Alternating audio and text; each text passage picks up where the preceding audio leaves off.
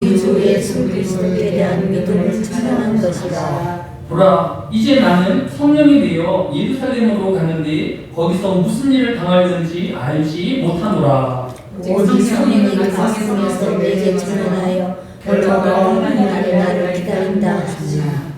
내가 달려갈 길과 주 예수께 받은 사명 곧 하나님의 은혜의 복음을 증언하는 일을 마치려 하면은 나의 생명조차 조금 더 귀한 것으로 여기지 아니하노라. 아멘. 사람은 무엇으로 살아야 행복한 삶을 살 수 있을까요? 고대 그리스의 철학자들이 주요 논쟁이 바로 사람이 어떻게 행복하게 살 수 있는가였습니다. 그러한 인간의 노력이 바로 철학이고 고대 그리스의 철학자의 대표라고 일컫는 현인인 아리스토텔레스는 인간은 행복을 목적으로 살아가는 존재라고 하였습니다. 철학에서 인간의 목적과 의미는 행복이며 내가 지금 행복하지 못하다고 하면 철학적으로 나는 잘 살고 있는 것이 아닌 것입니다. 또 내가 지금 만족하는 삶이 아니라고 하면 철학적으로는 나는 의미 없는 삶을 살고 있는 것입니다. 그러면 성경은 사람이 무엇으로 사는 것을 행복이라고 표현하고 있을까요? 오늘 본문의 배경을 살펴보면 사도행전 20장 16절에 바울이 아시아에서 지체하지 않기 위하여 에베소를 지나 배 타고 가기로 작정하였으니 이는 될 수 있는 대로 오순절 안에 예루살렘에 이르려고 급히 가리러라 라고 하였습니다. 사도 바울은 기원전 53년부터 기원 후 57년까지 약 5년간에 걸쳐서 제3차 전도여행을 마치고 지금의 트르키의 남부 항구인 밀라노에 도착해 있는 것입니다. 사도 바울이 왜 이렇게 급하게 오순절 전에 예루살렘으로 돌아가려고 하였을까요? 그것은 예루살렘 교회가 큰 기근과 로마의 핍박으로 위기를 맞고 있기 때문입니다. 사도행전 11장 28절에 그 중에 아가보로 하는 한 사람이 일어나 성령으로 말하되 천하에 큰 흉년이 들리라 하더니 글라우디아 때에 그렇게 되리라 하였습니다. 또 고린도전서 16장 3절에 내가 이를 때 너희가 인정한 사람으로 편지를 주어 너희의 은혜를 예루살렘으로 가지고 가게 하리니 라고 하였습니다. 즉 예루살렘 교회는 기근을 만나서 어려움을 겪고 있을 뿐만 아니라 또 고린도 교회가 이 기근을 만나고 핍박을 만나고 있는 예루살렘 교회를 돕기 위하여 너희의 은혜, 즉 각 지역 교회가 모은 연보의 돈을 예루살렘에 전달하기 위하여서 급히 예루살렘으로 향하고 있었던 것입니다. 따라서 오늘 우리가 먼저 기도할 것은 예루살렘 교회가 기근을 만나고 핍박을 만났을 때에 고린도 교회가 또 에베소 교회가 또 많은 지역의 교회가 예루살렘 교회를 위하여 재정을 모으고 또 예루살렘 교회를 위하여 기도하였던 것처럼 온 세상의 교회를 위하여 이 시간 기도하기를 원합니다. 지난주 기독교 신문에 따르면 순교자의 소리 홀리 대표자는 기독교인에 박해하는 나라에서는 성탄절은 특히 위험한 날이라고 하였습니다. 성탄절은 기독교인들에게 있어서는 최대 명절일 뿐만 아니라 비기독교인이라 할지라도 성탄절은 기쁜 날이고 즐거운 날인데 왜 박해받는 나라에서는 성탄절이 가장 위험한 날이라고 하였을까요? 그 이유는 작년인 2024년 파키스탄 성탄절에 한 목회자의 사택으로 총알이 날아와서 기독교인 3명이 부상을 당한 일이 있었기 때문입니다. 기독교를 미워하고 혐오하는 이교도들에 대해서는 이 성탄절이야말로 기독교를 해코지하고 테러를 일으키기에 가장 효과적인 날로 인식하고 있는 것입니다. 따라서 2025년 성탄절에도 또 기독교를 미워하고 또 혐오하고 있는 많은 이교도들과 또 다른 생각을 갖고 있는 사람들이 교회를 공격할 것이고 기독교인들을 박해할 것으로 예상되고 있는 것입니다. 이러한 힘듦에 있는 여러 교회들과 특별히 아프리카에 또 이슬람 지역에 존재하고 있는 교회를 위하여서 이 시간 함께 기도하기를 원합니다.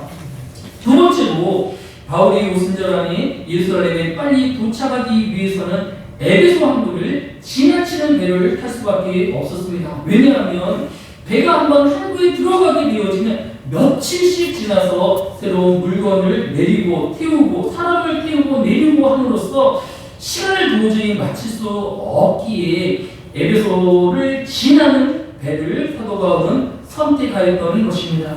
그런데 사도 바울은 3차 전도 여행의 5년 동안의 전도 기간 동안 에베소 교회에 3년을 심호하였었습니다. 그래서 이 에베소 교회를 지나치기는 하였지만 전하여야 할 말이 있었기에 오늘 본문인 사도행전 16장 17절에 바울이 빌레도에게 사람을 에베소로 보내어 로마 장로들을 청하니라고 하였습니다. 본인이 이 밀레도에서 에베소를 왕복하기에는 너무 시간이 촉박하여서 이 에베소에 있는 장로들을 밀레도로 초청하였던 것입니다.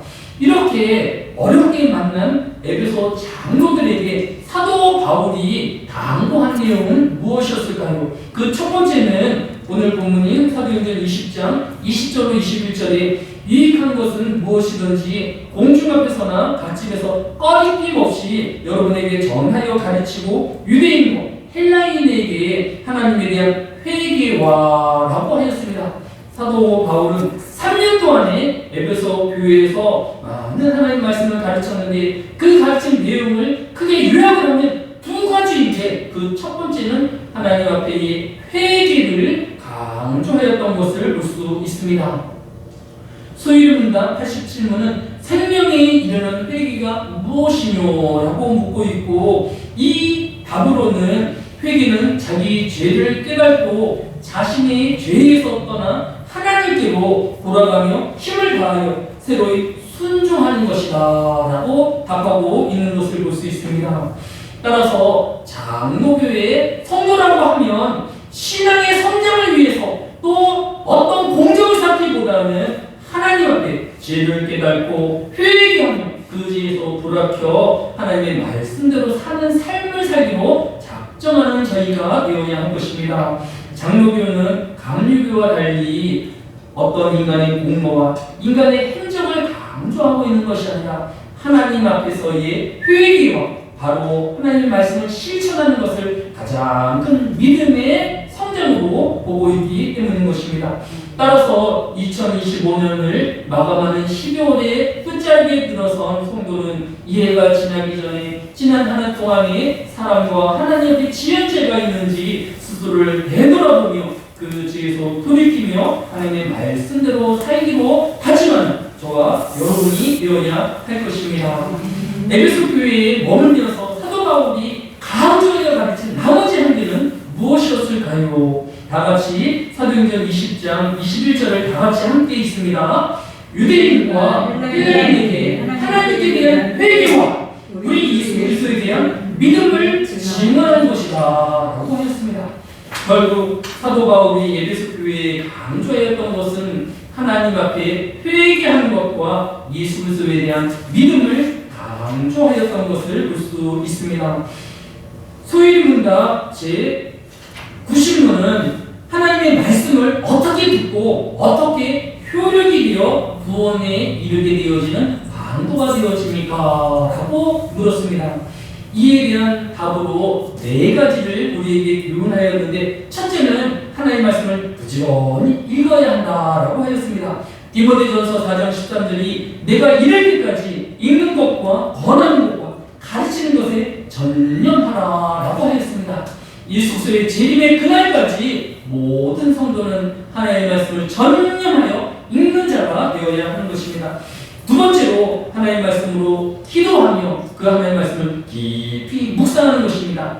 시편 119편 148편에 주의 말씀을 조용히 읊조리려고 내가 새벽녘에 눈을 떴나이다 라고 하였습니다. 들은 하나님의 말씀을 마음으로 묵상하며 그 말씀으로 기도하기를 성경이 교훈하고 있는 것입니다. 셋째로 그 하나님의 말씀을 마음에 두어야 합니다. 시편 119편 11절에 내가 주께 범죄하지 아니하려 하여 주의 말씀을 내 마음에 두었나이다 라고 하였습니다.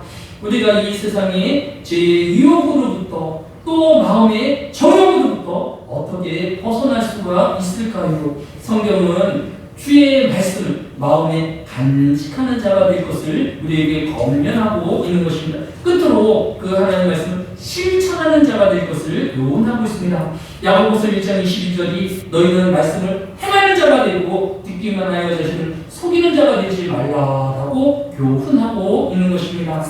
오늘 하루도 우리는 온 세상의 교회를 위하여 기도해야 할 것입니다. 우리 교회를 기도하며 또 우리 자신을 돌아보고 회개하며 예수 그리스도에 대한 믿음을 지키기 위하여 기도해야 할 것입니다. 이 한 해에도 믿음으로 말씀으로 살아내는 저와 여러분 되어주시기를 예수님의 이름으로 축복합니다. 아멘. 사랑이 많으신 아버지 하나님, 이 시간에도 교회가 핍박을 당하고 많은 이교도들에게 또 죽임을 당하는 어려운 상황이 있습니다. 온 하나님의 백성들이 이 힘듦에 있는 위기에 처한 교회를 복되하여 주시고 기도하는 성도들이 되어지게 하여 주시기 바랍니다.